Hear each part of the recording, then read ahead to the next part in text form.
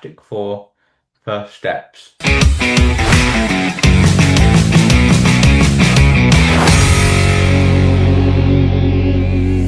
In a retro-futuristic 1960s, the Fantastic Four, Reed Richards, Sue Storm, Johnny Storm, and Ben Grimm are beloved heroes who gain powers during a cosmic space mission. When a cosmic threat looms over Earth, they must balance their roles as explorers, protectors, and family while facing challenges that test their unity more than ever before. So this has sort of come out a bit of an unusual time for Marvel, as like their films, quality wise, have been a bit mixed. I think that's the best way to say it. I think the last movie that came out before this, Thunderbolts, flopped. So it's been a bit of a weird time for Marvel, I'd say.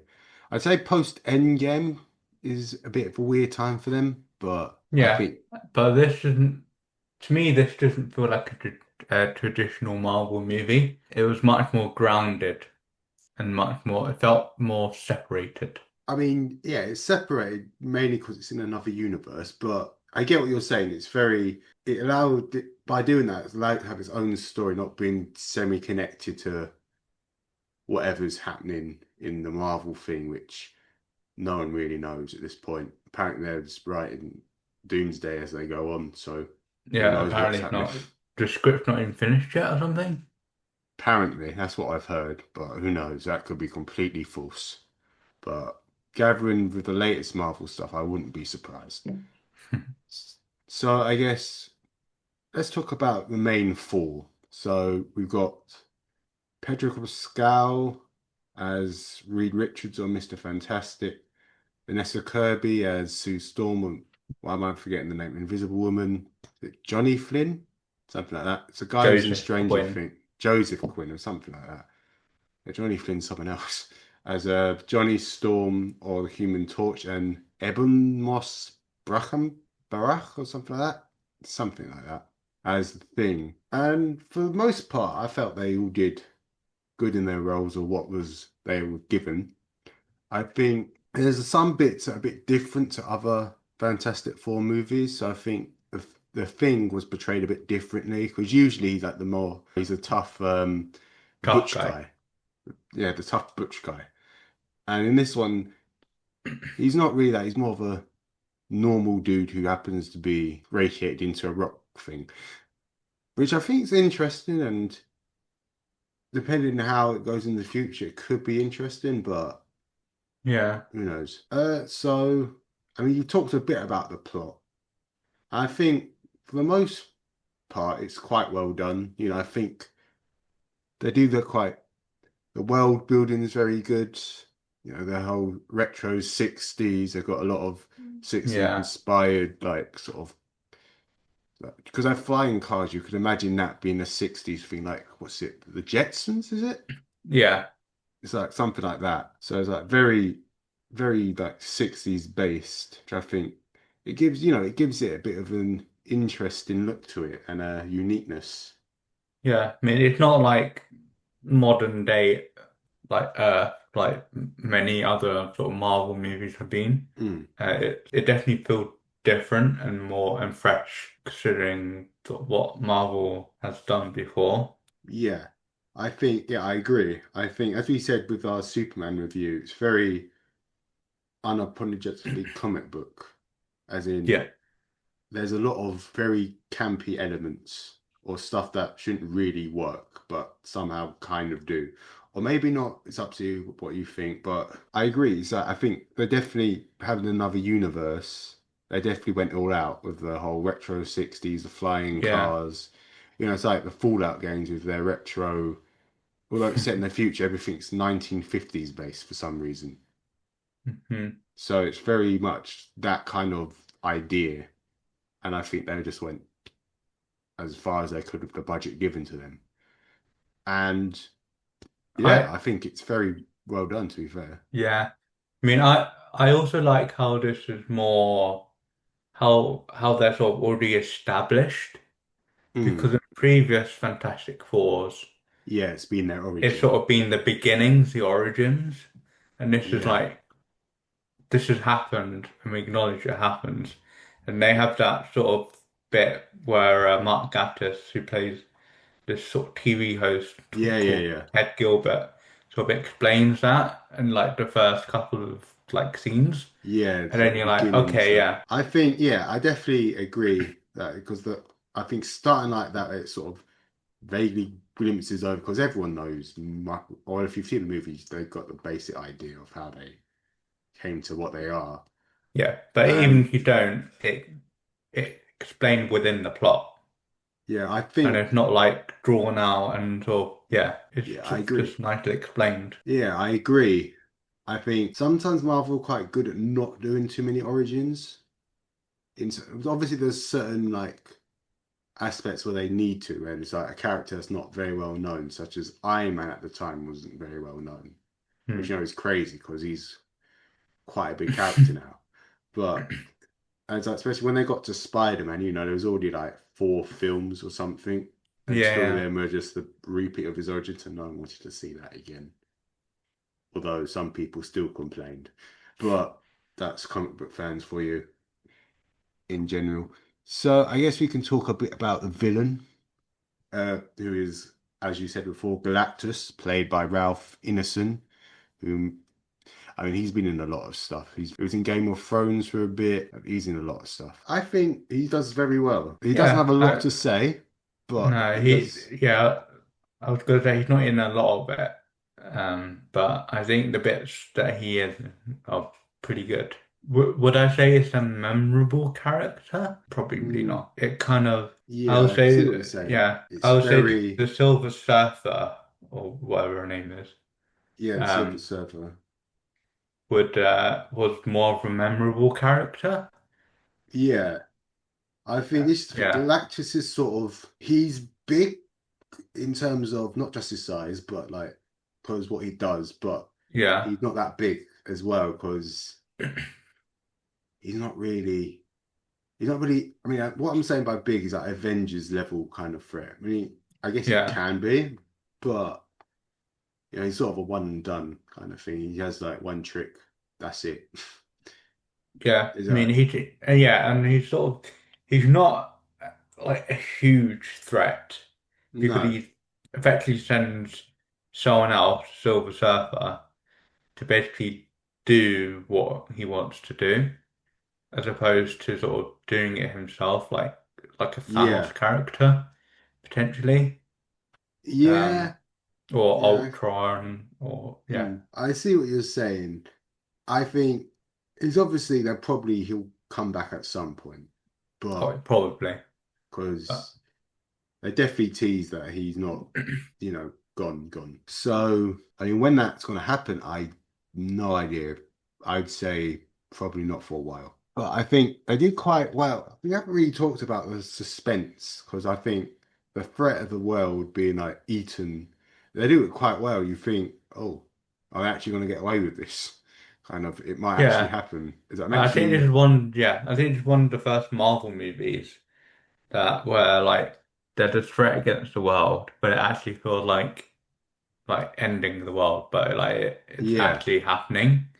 Whereas like in previous Marvel movies, that's basically been, particularly Avengers, that's basically been the plot. Yeah, I get what you're saying. It's just basically the Avengers films. They're like there, but as sort of a very "I will destroy the world" ha ha ha kind of thing. It's like yeah, Yeah, but in this one, it's like quite a mysterious being from out of space. You know, they very much don't know who he is until yeah, like at least halfway to the film. Oh, I it, wouldn't it actually say genuinely that, feels but like a threat, yeah, like it it's feels actually very genuine. genuine. But Yeah, the I think actual character of Galactus doesn't quite match, in my that. Yeah. opinion. I think I do quite well with sort of until the very like third act. They sort of I don't say hide what he looks like, but they sort of mask Yeah, him. It's like usually if you see him, he's in a very shadow thing with like the blue eyes, and does look very atmospheric. You can't deny that. yeah. I just think it does look a bit weird when he's in the city. Yeah, he's sort of this sort of giant I mean, he is a in this tower block city, sort of New York-esque. yeah. I mean, the whole idea of Galactus is he can change his size. So I remember when the trailer came out, it was like everyone's like, "Why is he so small?" And then everyone's like, "Oh, he can change his size, you idiot." So, Yeah. I mean, to be fair, they didn't really give him a lot of powers apart from scanning stuff. So I don't know if he can. I imagine he can change his size if he wants to. Maybe he did, maybe he didn't. But either way, he was a good enough villain for what the plot needed, and I think the threat was well presented for the most part. It just, Yeah. I mean, he didn't necessarily. I mean, I think for this movie, I think it was more important to sort of set out this new sort of Fantastic Four, the new world yeah, building, rather than sort of how it fits into the MCU, rather than the characters, here's the plot. So I think it was more important for this movie to establish rather than focus too much on the and plot plot, yeah. and the villainous character. Mm. Yeah, I mean, they weren't like pushed to the side. They were just sort of made less important, I suppose. Yeah, I think so this is kind of an interesting film as well because there was I'm not sure if you remember, the first trailer showed John Malkovich. Hmm. So obviously John Malkovich is quite a big actor. And so his character was going to be called Red Ghost, who they do mention in the film, so it's not completely cut out. Yeah, but his I character wasn't it? cut out of the film. Yeah. I mean, well, as far as I know, that's time reasons, Yeah, I mean, which happens in I movies. It's also not think unusual. it helps the plot because there's not too much going on, and Yeah, I think I think yeah, the character's still mentioned, which is a bit weird. maybe a future movie. I mean, they're already talking Maybe, about the second one. yeah, but when's that going to happen realistically? Because Don't you've know, got but they're Avengers already talking about it. Multiverse of Bins or something like that. You know, I mean, I'm not doubting it. He could pop up. They had Mole Man, who's one of the first villains of the Fantastic Four, but he's very obscure. Hmm. You know, and don't get me wrong, I think Paul Walter Hauser did a very good job, but at the same time, why was he there? He doesn't really serve much of a plot apart until the very end. It's kind of Yeah, I say that he's not like in it as like a regular supporting character or anything like that. He does his thing and he goes, but I don't know. Maybe I'm just waffling on, but I think there's some characters that probably could have got cut as well. yeah. I mean, I think it goes back to what I said when we were looking at Superman. There were certain bits that were sort of placed that were too easy, and the Mole Man was sort of one of those things. Yeah, convenient kind of. It was convenient because he has this underground city or whatever, Hmm. and they needed to get everyone underground. Yeah. I think that Um, also goes into my next point about the pacing. Because at the beginning, although I think it does quite well brushing the origin of the Fantastic Four in about 5 minutes or whatever, yeah, I also think that it goes a bit too quick, or at least in the first half, it goes a bit too quick. This happens, a little bit of oh, we're a happy family, and then the Silver Surfer comes, and then yeah. everything I else. mean, you have Mark Gatiss, Ted Gilbert at the start doing his like show, and that's where the Fantastic Four seem to have some sort of regular appearance on the show. And I don't know if it's a then regular appearance. It's like, what's it? It's four that, years yeah, of being some sort of heroes. celebration.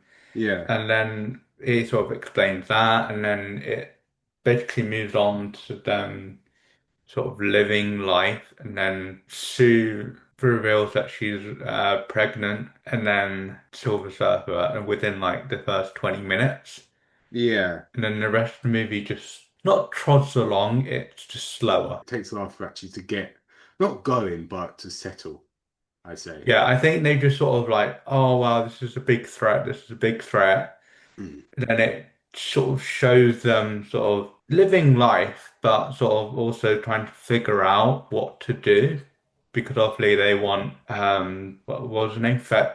Franklin, Oh yes. the Reed Richards and Sue's son, as in replace for to avoid ending the world. Mm. And then you just sort of have this whole sort of the middle act where they're just trying to figure something out. Yeah, it's sort of there is a point where it goes to a whole lot of nothing. Yeah. Not like nothing as in nothing as, but it's like it's very. It's a bit. The pacing's a very mixed bag in that case, Yeah, I mean and it starts slow. I'm gonna say it starts slow. I think No, it starts too starts fast. fast, Then it gets gets slow. slow, and then kind of rushed at the end. I don't know if they Sort of. rushed it. I don't wouldn't say because it's very well explained what they're trying to do. So I wouldn't say like they rushed it or anything like that. I think, for all the things we're saying about it being a very, the pacing's a bit off, it's very reminiscent of like the older comics of the Fantastic Four, stuff like that, where they explain about the portals and how they work. And Yeah. like, because Mr. Fantastic's got his own TV show, like Bill Nye, how do you pronounce his name? Yeah, A it is Bill bit Nye the Science no. Guy, isn't it? Bill Nye the Science Guy. Is it Bill? Or are you Yeah. just thinking of the actor? No, it's Bill. Okay. So it's not like they just oh, it's really confusing. No, they do explain it. If you see the film, Yeah, they do actually explain that. So for the most part, they do quite well. But let's also yeah. talk about Mr. Fantastic barely using his powers. Yeah. Because however bad you find the other Fantastic Four films, Yeah, he uses he powers, yeah. uses his powers a lot. And to be fair, this one they show his brainy side because he's the smartest man kind of Yeah. I thing. mean, So yeah. I think to be fair, they do that quite well. But at the same time, it's like the only team stretch maybe twice, and one of them is when he's getting pulled by do you know who? Yeah. And then the other sort of him reaching for something like at the end of like on another table type of thing. And I think they could have done that bit better because I did the other powers. I say they more or less did Johnny's a bit more than maybe the others. Yeah, I think yeah. And I think Franklin, I mean, he didn't really do much because, he's a baby. So he can't really say he was No. useless because he's a baby. He doesn't know what he's doing at the moment. But at the same time, I think some of the characters, they could have showcased their powers a bit more. Maybe it was a budget thing with all the whole flying cars and all that stuff they had to add in the post. I don't know. But a Yeah. lot of the things were done practically as well. So I think Galactus was practical, so obviously they had Ralph somewhat on a green screen or something.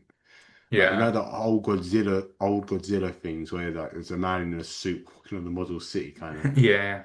I don't know if that actually ever happened, but that's like the best example I can think of.